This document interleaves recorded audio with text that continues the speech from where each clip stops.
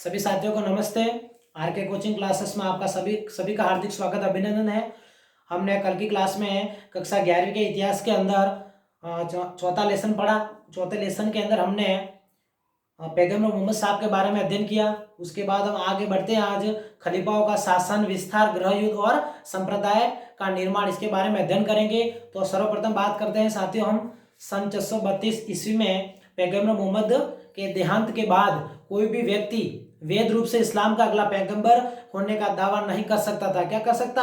कोई दावा नहीं कर सकता था। इसी के परिणाम स्वरूप उनकी राजनीतिक सत्ता उत्तराधिकारी के किसी सुस्थापित सिद्धांत के अभाव में अंतरित कर दी गई। इससे मुसलमानों में गहरे मतभेद हो गए। क्या हो गए? इससे मुसलमानों में गहरे मतभेद व नव निर्माण यह हुआ कि खिलाफत की संस्था का निर्माण हुआ। क्या हुआ साथियों? खिलाफत की संस्था का निर्माण हुआ था।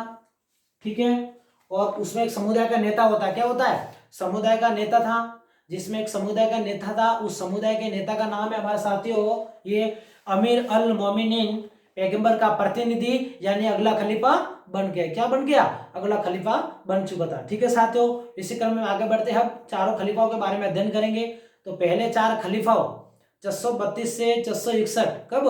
पहले चार खलीफाओं 632 से 661 ने पैगंबर के साथ अपने गहरे और नजदीकी संबंध के आधार पर अपनी शक्तियों का औचित्य स्थापित किया था। ठीक है साथियों, उसमें सर्वप्रथम चारों खलीफाओं में से सर्वप्रथम पहला खलीफा है हजरत अबू बकर। कौन था?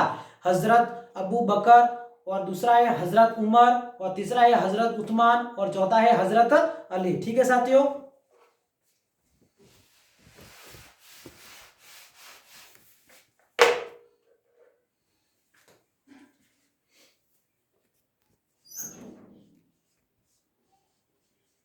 चार खलीफा है। सर्वप्रथम अध्ययन करते हैं हम।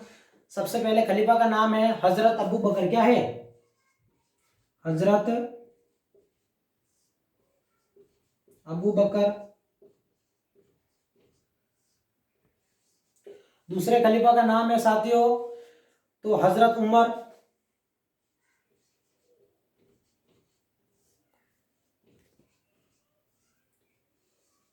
तीसरे का नाम है हजरत उस्मान।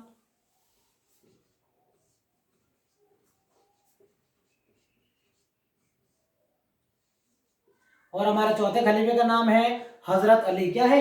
हजरत अली। अली। ठीक है साथियों, ये चारों खलीफा थे।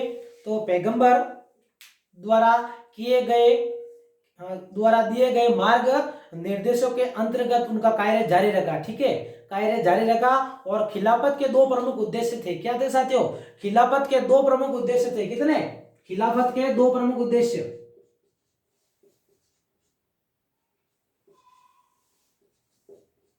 दो मुख्य उद्देश्य थे उनके। कितने? दो मुख्य उद्देश्य थे। सर्वप्रथम यह है कबीलों पर नियंत्रण कायम करना, जिनसे मिलकर उम्मा का हुआ। क्या हुआ? उम्मा का हुआ। कबीलों पर नियंत्रण कायम करना, जिनसे मिलकर उम्मा का हुआ। नंबर 2 है राज्य के लिए संसाधन जुटाना। क्या है? राज्य के लिए संसाधन जुटाना है। ये खिलाफत के दो प्रमुख उद्देश्य थे। क्या थे? खिलाफत के दो प्रमुख उद्देश्य। उसके बाद हम बात करते हैं हजरत अबू बकर। कौन? सबसे पहला खलीफा। तो पहले खलीफा अबू बकर ने, जिसके बारे में बात कर रहे हैं हम, अबू बकर के बारे में सर्वप्रथम। तो पहले खलीफा अबू बकर ने अनेक अभियानों द्वारा विद्रोह का दमन किया। क्या किया?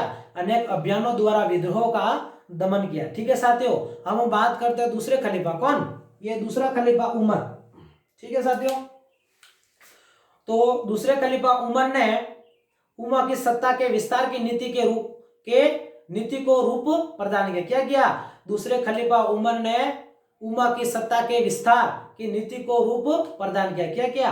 रूप प्रदान किया था। ठीक है। और दूसरे खलीफा के अंतर्गत हम पढ़ेंगे बाइजेंटाइन साम्राज्य। क्या है? बाइजेंटाइन साम्राज्य।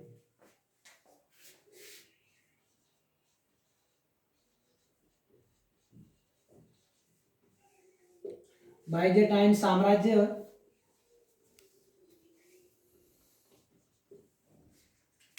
बाजेटाइन साम्राज्य ईसाई मत को बढ़ावा देता था। क्या देता था? ईसाई मत को बढ़ावा देता था। और आसानी और ससानी साम्राज्य ईरान के प्राचीन धर्म का नाम है जस्तुशत धर्म को संरक्षण प्रदान करता। क्या करता? ये संरक्षण प्रदान करता था। और अरबों के आक्रमण के समय इन दोनों साम्राज्यों की शक्ति में धार्मिक संघर्षों और अभिजात वर्गों के विद्रोहों के कारण गिरावट आ चुकी थी। क्या आ चुकी थी? गिरावट आ चुकी थी साथियों, जिसके कारण युद्धों और संधियों के जरिए उन्हें अपने अधीन लाना आसान हो गया था। ठीक है साथियों। उसके बाद 3 सफल अभियान। क्या थे? 3 सफल अभियान। 3 सफल अभियान।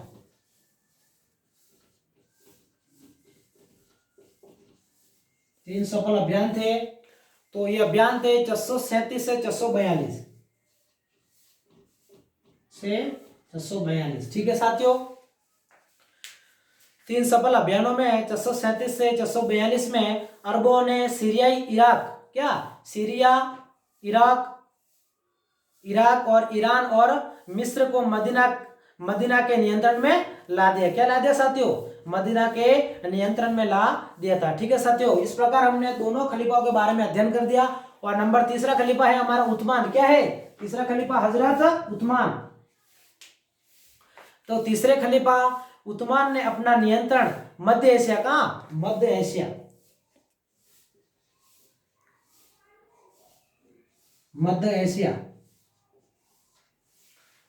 एशिया तक बढ़ाने के लिए अभियान चलाए। क्या चलाए?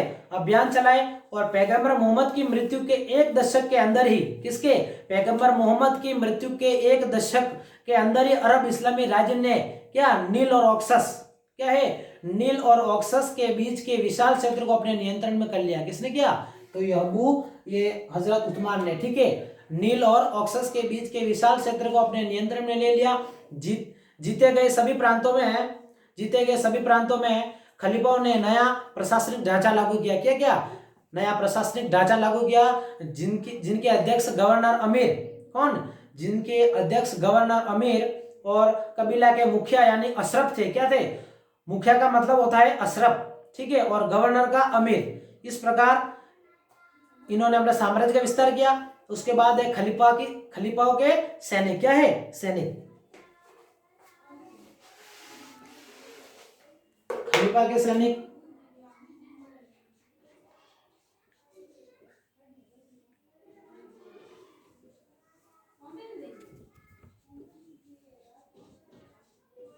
खलीफा के सैनिक अधिकतर बेदुइन थे। क्या थे?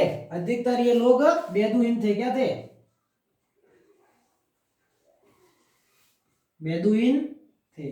बेदुइन थे खलीफाओं के सैनिक।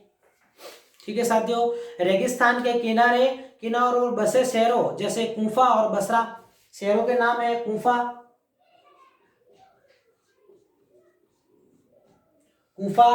और बसरा। क्या है? कूफा और बसरा अधिकतर बेदुइन थे। तो रेगिस्तान के किनारों बसे शहरों जैसे कूफा और बसरा में शिविरों में रहते थे। क्या रहते थे? ये सैनिक रहते थे साथियों। और संसाधन और पदों के वितरण के बारे में पैदा हुए झगड़े उम्मा की एकता के लिए खतरा बन गए। क्या बन गए? खतरा बन गए थे। इस्लामी राज्य में मक्का के कुरैशी लोगों का बोलबाला था। किसमें था? इस्लामी राज्य में मक्का के कुरैशी लोगों का बोलबाला अधिक था। तथा तीसरा खलीफा उस्मान 444 से 56 भी एक कुरैश था। क्या था? कुरैशी था। उसने अधिक नियंत्रण प्राप्त करने के लिए प्रशासन को अपने ही आदमियों से भर दिया, जिससे राज्य का मक्काई स्वरूप और अधिक जोरदार हो गया। क्या हो गया? जोरदार हो गया साथियों। परिणाम स्वरूप कबीलों के सारे झगड़े पैदा हो गए। और इराक मिस्र में तो विरोध आ गया। और अब मदीने में भी विरोध उत्पन्न हो गए। और कारण उस्मान की हत्या कर दी। क्या कर दी? हजरत उस्मान की हत्या कर दी। इस प्रकार हम चौथे खलीफा के पास पहुंचेंगे। क्या? उस्मान की मृत्यु के बाद उस्मान की मृत्यु के बाद चौथा खलीफा नियुक्त किया गया और अली, चौथा खलीफा कौन था? ये अली। ठीक है साथियों, अली, जिसने अली 656 से 61 उन लोगों के खिलाफ जो मक्का के अभिजात तंत्र तथा प्रतिनिधित्व करते थे, दो युद्ध लड़े। लड़ने के बाद मुसलमानों में दरार और गहरी हो गई। क्या हो गई? दो युद्ध लड़ने से मुसलमानों में दरार और गहरी हो गई साथियों। नोट, इसी के साथ में आगे बढ़ते हम। अली ने अपने आप को कहाँ स्थापित किया था साथियों? तो कूफा में अली ने अपने आप को स्थापित किया था। और ऊंट की लड़ाई में मोहम्मद की पत्नी आयशा के नेतृत्व वाली सेना को ऊंट की लड़ाई 657 में पराजित कर दिया गया। और अली का दूसरा युद्ध जो सिफिन उत्तरी मेसोपोटामिया में स्थित है, उत्तरी मेसोपोटामिया में युद्ध हुआ, संधि के रूप में समाप्त हुआ। इससे अनुयायियों को दो गढ़ों में बांट दिया। क्या बांट दिया? अनुयायियों को दो गढ़ों में बांट दिया और कुछ वफादार बने रहे और कुछ लोगों ने उसका साथ छोड़ दिया। और ये लोग क्या कहलाए? खर्जी कहलाए। क्या कहलाए साथियों? ये लोग खर्जी कहलाए थे। और इसके शीघ्र बाद ये खर्जी द्वारा, किसके द्वारा?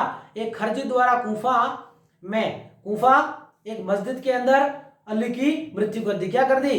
हजरत अली की एक मस्जिद के अंदर क्या करी? मस्जिद के अंदर हत्या कर दी। ठीक है, हत्या किसने की? तो खर्जी द्वारा की। किसने की?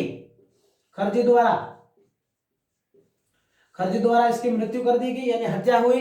ठीक है साथियों, उसकी मृत्यु के बाद उसके अनुयायियों ने उसके पुत्र हुसैन और उसके वंशजों के प्रति अपनी निष्ठा प्रकट करी। क्या करी? अपनी निष्ठा प्रकट करी। और मुआविया ने और 661 में अपने आप को अगला खलीफा घोषित कर दिया गया और उमैयद वंश की स्थापना की। किसकी स्थापना की? उमैयद वंश की स्थापना की, जो 750 ईस्वी तक चलता रहा। कब तक चलता रहा? 750 ईस्वी तक चलता रहा। इसी प्रकार हमारी आज की क्लास समाप्त होती है और कल की क्लास में हम, धन्यवाद।